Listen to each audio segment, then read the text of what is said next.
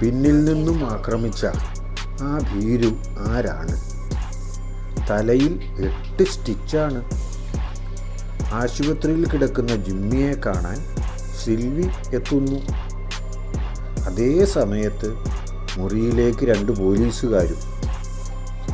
ആക്രമണത്തിന് പിന്നിലെ ഞെട്ടിക്കുന്ന സത്യം പുറത്തു വരുമോ? നാമ്പെടുക്കുന്ന പ്രണയം എന്ന നോവലിൻ്റെ 34-ാം ഭാഗം. കട്ട പിടിച്ച ഇരുട്ടിലൂടെ പിന്നിൽ നിന്ന് വന്നതുകൊണ്ട് ജിമ്മിയുടെ ശ്രദ്ധയിൽപ്പെട്ടില്ല.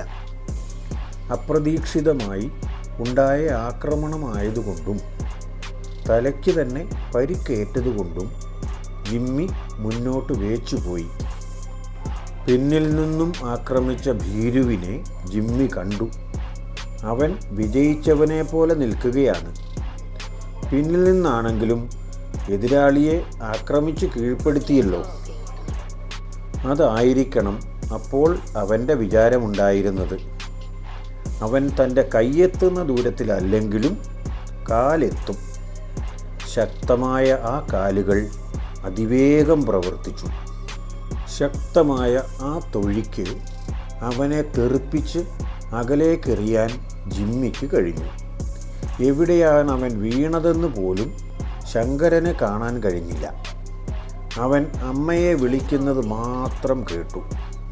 വളരെ കരുതലോടെ ചോരയൊലിക്കുന്ന തലയുമായി അവിടെ തന്നെ എന്തിനും തയ്യാറായി ജിമ്മി കാത്തുനിന്നു.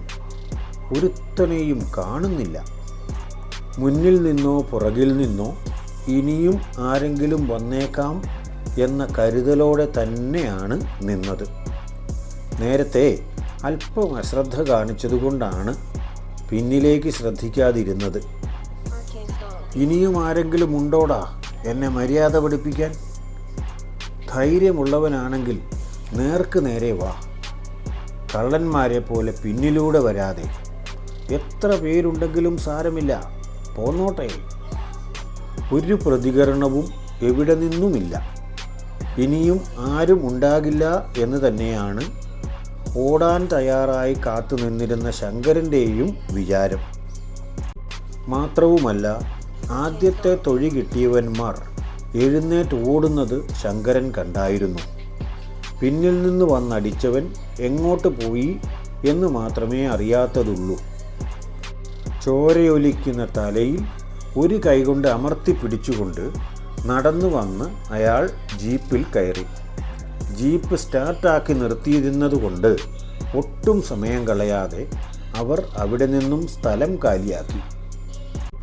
കുറച്ചിങ്ങോട്ട് മാറിക്കഴിഞ്ഞപ്പോഴാണ് ജിമ്മി സാറിൻ്റെ തലയിൽ നിന്നും രക്തം ധാരയായി ഒഴുകുന്നത് ശങ്കരനും കൂടെയുണ്ടായിരുന്നയാളും ശ്രദ്ധിച്ചത്.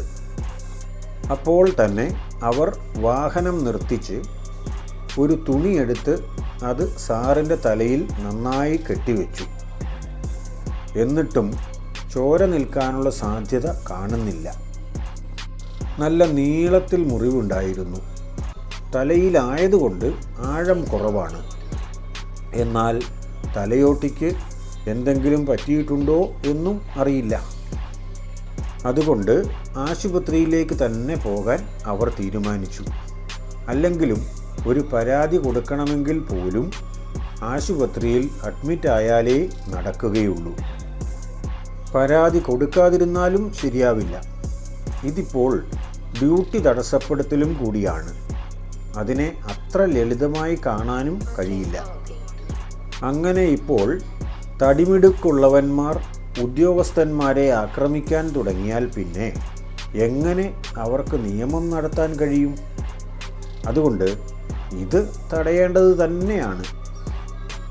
പുല്ലരിയിലെത്തിയ ഉടനെ തന്നെ അവർ വീട്ടിലിറങ്ങാതെ നേരെ ആശുപത്രിയിലേക്കാണ് പോയത്. അന്ന് വാഹനാപകടമുണ്ടായപ്പോൾ പോയ അതേ ആശുപത്രിയിലേക്ക് തന്നെ പോയി. തലയിൽ 8 സ്റ്റിച്ച് ഇടേണ്ടി വന്നു. അകത്തേക്ക് കാര്യമായ മുറിവൊന്നും ഇല്ലായിരുന്നു. മറ്റു പരിക്കുകളൊന്നുമില്ല. എങ്കിലും ഔദ്യോഗിക കൃത്യനിർവഹണം തടസ്സപ്പെടുത്തിയ സംഭവമാണല്ലോ ഇത്. അതുകൊണ്ട് പോലീസിൽ വിവരമറിയിക്കാതിരിക്കാൻ പറ്റില്ല എന്ന് ആശുപത്രിക്കാരും പറഞ്ഞു. അല്ലെങ്കിലും പരാതി കൊടുക്കാൻ താല്പര്യപ്പെട്ട് തന്നെയാണ് ജിമ്മി ഇരുന്നത്. പിന്നെ പുറകെ നടക്കാൻ ഒരു മടിയായിരുന്നു എന്ന് മാത്രം. അതനുസരിച്ച് തഹസിൽദാരെ വിവരമറിയിച്ചു. അദ്ദേഹം മുഖാന്തരം പോലീസ് സ്റ്റേഷനിൽ പരാതിയും കൊടുത്തു. അതാണ് അതിൻ്റെ ശരിയായ രീതി. മേലുദ്യോഗസ്ഥൻ മുഖാന്തരം പരാതി കൊടുക്കുന്നതാണ് ഏറ്റവും ഉചിതം. അന്നമ്മ ചേടത്തിയെ വിവരമറിയിക്കാൻ ശങ്കരൻ തന്നെ ഒരാളെ ഏർപ്പാടാക്കി. ആ ആൾ തന്നെ ചേടത്തിയോടും മറ്റു പലരോടും രാത്രിയിൽ തന്നെ വിവരമറിയിച്ചു. വിവരം വളരെ പെട്ടെന്ന് തന്നെ പുല്ലരിയിൽ ഒരുവിധം എല്ലാവരും അറിഞ്ഞു. അന്നമ്മ ചേടത്തിക്ക് ജിമ്മിയുടെ അടുത്തേക്ക് പോകാൻ യാതൊരു നിർവാഹവുമില്ലായിരുന്നു. രാത്രിയിൽ തന്നെ പടവിലെ വീട്ടിൽ പോയി അപ്പച്ചൻ ചേട്ടനെ വിളിച്ച് ചേടത്തി കാര്യം പറഞ്ഞു. ചേടത്തിക്ക് അത്യാവശ്യത്തിനൊരു സഹായം ചോദിക്കാൻ പറ്റിയത് അവിടെ മാത്രമേ ഉള്ളൂ. അല്ലാതെ ഇപ്പോൾ ഈ രാത്രിയിൽ അവരെന്തു ചെയ്യാനാണ്? അപ്പോഴാണ് അപ്പച്ചൻ ചേട്ടൻ വിവരം അറിയുന്നത് തന്നെ. പിന്നെ ഒട്ടും വൈകാതെ തയ്യാറായി ചേടത്തിയെയും കൂട്ടി ആശുപത്രിയിലേക്ക് പോയി. പിറ്റേ ദിവസം കോളേജിൽ സിൽവിക്ക് ക്ലാസ് ഉച്ചവരെയേ ഉണ്ടായിരുന്നുള്ളൂ. അപ്പോഴാണ് അവൾക്കൊരാശയം തോന്നിയത്. ഈ സമയത്ത് ആശുപത്രിയിൽ കിടക്കുന്ന തൻ്റെ സാറിനെ പോയി കാണാം. ഇന്നലെ തന്നെ പോയി കാണണമെന്ന് ആഗ്രഹിച്ചതാണ്. എങ്ങനെയാണ് പറയുക എന്ന് വിചാരിച്ചു. ആഗ്രഹം കടിച്ചമർത്തി കിടക്കുകയായിരുന്നു. ഒട്ടും ഉറക്കം വന്നതുമില്ല. പ്രാണൻ്റെ ഭാഗമായവൻ വേദന അനുഭവിച്ചു കിടക്കുന്നു എന്ന വിവരം അറിഞ്ഞു കഴിഞ്ഞിട്ട് പിന്നെ എങ്ങനെ അവൾക്ക് ഉറങ്ങാൻ കഴിയും? ദൈവമായിട്ട് ഒരു വഴി ഉണ്ടാക്കി തന്നപ്പോൾ ഏതായാലും പോകാതിരിക്കുന്നത് ശരിയാണോ? അതും തൻ്റെ ജിമ്മി സാറിനെ പോയി ഒന്ന് കണ്ട് സമാധാനിപ്പിക്കാതെ വീട്ടിലേക്ക് പോകാൻ പറ്റില്ല. അങ്ങനെ ആലോചിച്ചപ്പോഴാണ് അവൾക്ക് വേറെ ഒരു വിഷമം തോന്നിയത്. ഏതെങ്കിലും കാരണവശാൽ ചാച്ചനും അമ്മച്ചിയും വീട്ടിൽ നിന്ന് വന്നിട്ടുണ്ടെങ്കിൽ താൻ ചെല്ലുന്നത് സംശയം തോന്നുകയില്ലേ? എന്തെങ്കിലും ഒരു നുണ പറയാം. ആരെങ്കിലും കൂട്ടുകാരികളെ കാണാൻ ചെന്നു എന്ന് പറയാം. ഒരു കൂട്ടുകാരിയുടെ പേരൊക്കെ മനസ്സിൽ കണക്കുകൂട്ടി വെച്ചു. പേര് മാത്രം പോരല്ലോ, അവൾക്ക് ഒരസുഖവും കൂടി വേണ്ടേ? അവളുടെ അസുഖവും ഓർത്തു വെച്ചുകൊണ്ട് സിൽവി ആശുപത്രിയിലേക്ക് പോയി. സിൽവി ചെന്നപ്പോൾ സാറ് ഉച്ചക്കത്തേക്കുള്ള മരുന്നും കഴിച്ച് കഴിഞ്ഞ് ചെറിയതായി ഒന്ന് മയങ്ങിയ സമയമായിരുന്നു. അന്നമ്മ ചേടത്തി അവിടെ തന്നെ ഉണ്ടായിരുന്നു. അതുകൊണ്ട് സിൽവി ചേടത്തിയുടെ അടുത്ത് വിവരങ്ങളൊക്കെ ചോദിച്ചറിഞ്ഞതിന് ശേഷം അവിടെ തന്നെ ഇരുന്നു. ചേടത്തിയോട് സംസാരിച്ചു കൊണ്ടിരുന്നു. കുറച്ചു നേരം എന്തോ പറഞ്ഞതേയുള്ളൂ. അതും ശബ്ദം താഴ്ത്തിയാണ് പറഞ്ഞത്. ഉറങ്ങുന്നയാളെ എഴുന്നേൽപ്പിക്കരുതല്ലോ എന്ന് കരുതി. എന്നിട്ടും എന്തോ ശബ്ദം കേട്ട് ഉറക്കം തെളിഞ്ഞ ജിമ്മി അന്താളിച്ചു പോയി. താൻ ഇത്ര പെട്ടെന്ന് ആശുപത്രിയിൽ നിന്ന് ക്വാർട്ടേഴ്സിലെത്തിയോ എന്നാണ് ആദ്യം വിചാരിച്ചത്. പരിസരം ഒന്ന് വിശദമായി നോക്കിയപ്പോൾ കാര്യം മനസ്സിലായി. താൻ ആശുപത്രിയിൽ തന്നെയാണ്. അപ്പോൾ സിൽവി തന്നെ കാണാൻ വന്നതാണ്. എന്താ സിൽവി കൊച്ചേ, കോളേജിൽ പോകാതെ നേരെ ഇങ്ങ് പോന്നോ?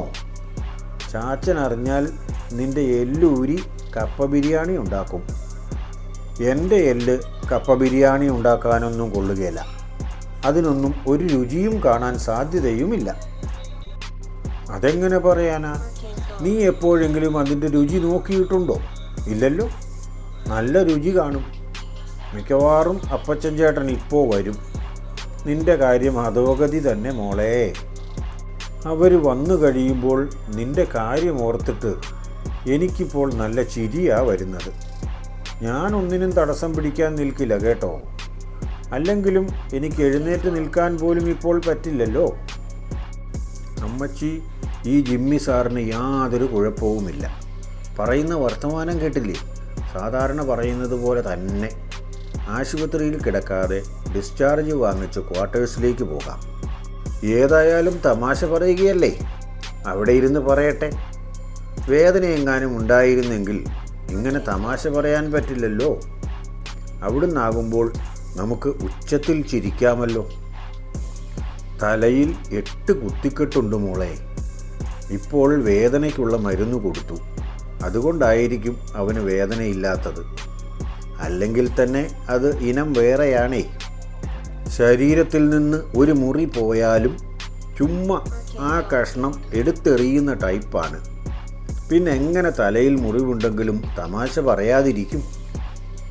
ഞാൻ പിന്നെയും ഓർക്കുന്നത്, ഇപ്പോൾ അപ്പച്ചൻ ചേട്ടൻ കയറി വരുമ്പോൾ ഇവൾ ഓടുന്ന ഓട്ടം ഓർത്തിട്ടാണ്. കോളേജിൽ വിട്ടിട്ട് ഇങ്ങോട്ടാണോടി വന്നതെന്ന അപ്പച്ചൻ ചേട്ടൻ്റെ ചോദ്യവും. ഞാൻ ചുമ്മാ പറഞ്ഞതല്ല.